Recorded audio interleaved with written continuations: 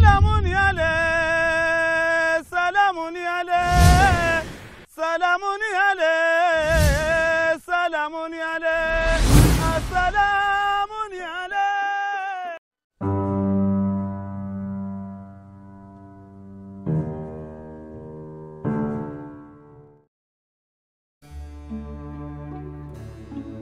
Bonjour, chers amis fidèles à notre page culturelle. On est vendredi et évidemment, je suis en Kantou. Ce n'est pas étonnant pour un Comorien. Je vais vous parler de quelque chose qui me tient à cœur. Une banalité peut-être, oui, certains le diront. Puisque je vais vous parler d'un simple objet.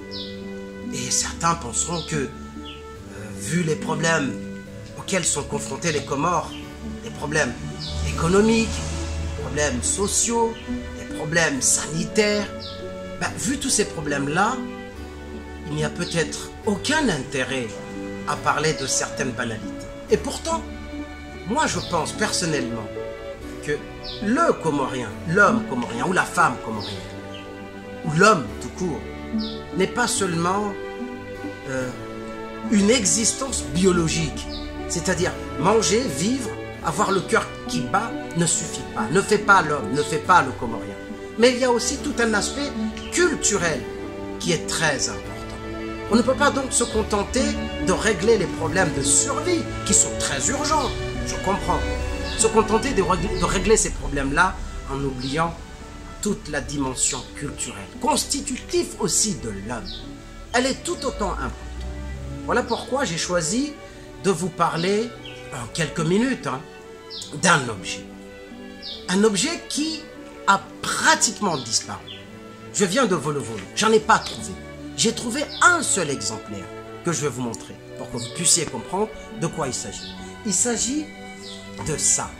C'est un hamba, une cordelette de fabrication comorienne, locale, qui existe dans notre pays depuis des siècles. On en trouvait partout. Pour fabriquer les lits traditionnels, on utilisait la cordelette. Pour fabriquer les chaises traditionnelles, on utilisait la cordelette. Même pour les bouts, les jahazi, on utilisait aussi des cordelettes. Certes, un peu plus larges, qu'on appelle chebouni, mais ce sont toujours les mêmes cordelettes. Il y en avait partout. Eh bien, cet objet-là est devenu un objet rare. On n'en trouve pratiquement plus. Personne n'en fabrique. Alors, d'où il vient? Quand on voit comme ça, on se demande de quoi est-il fait? Il n'y a aucune indication. Et pourtant, cet objet vient du cocotier. Plus précisément, de la noix de coco sèche, comme celle-là. Quand vous la voyez, vous ne voyez rien. Pas de cordelette. Aucune idée de ce qu'elle va produire, cette noix de coco. Et pourtant, ça vient de là. Eh bien, il fallait aller cueillir ces noix de coco. Les dépouiller de cette enveloppe, récupérer cette enveloppe, c'est-à-dire les lépinous. Ça, on récupérait ça. Là, vous voyez beaucoup mieux. On récupérait ça et on allait tremper ça dans l'eau de mer pendant des jours et des jours pour, en fait, ramollir cette partie-là. On obtenait des fibres, ça, ces fibres-là. On les obtenait, elles étaient ramollies et avec ça, on tressait le fameux hamba que je vous ai montré tout à l'heure.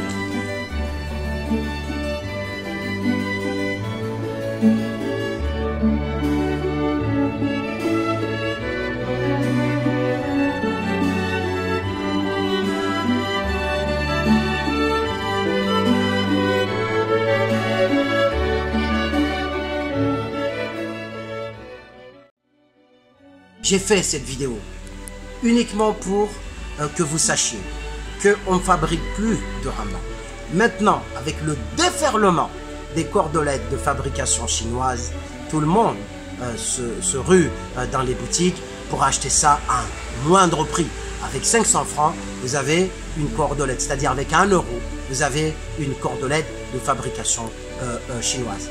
Nous n'avons pas seulement perdu quelque chose sur le plan économique. Ça, c'est une évidence. Nos mamans qui fabriquaient ça ne gagnent plus rien, ne font rien et peut-être restent à la maison les bras croisés. C'est une grande perte économique, mais aussi sur le plan culturel.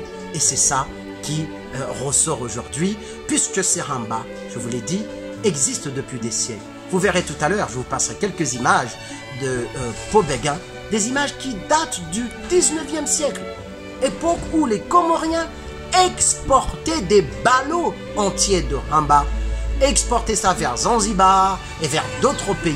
Maintenant, non seulement on n'en exporte plus, mais on n'en trouve même pas pour notre usage. J'espère que cette petite vidéo vous aura mis la puce à l'oreille pour que vous compreniez que il ne s'agit pas d'une histoire de Hamba, mais il s'agit d'une histoire beaucoup plus large, car on est en train de perdre beaucoup de choses sans qu'on s'en rende compte. Sans qu'on s'en rende compte. C'est exactement ce qui s'est passé avec les Djazi. Ils étaient là, on les a détruits, on les a perdus, sans que les gens s'en rendent compte. Merci de m'avoir prêté attention. J'espère qu'on se retrouvera une autre fois pour une autre vidéo. Merci, à bientôt.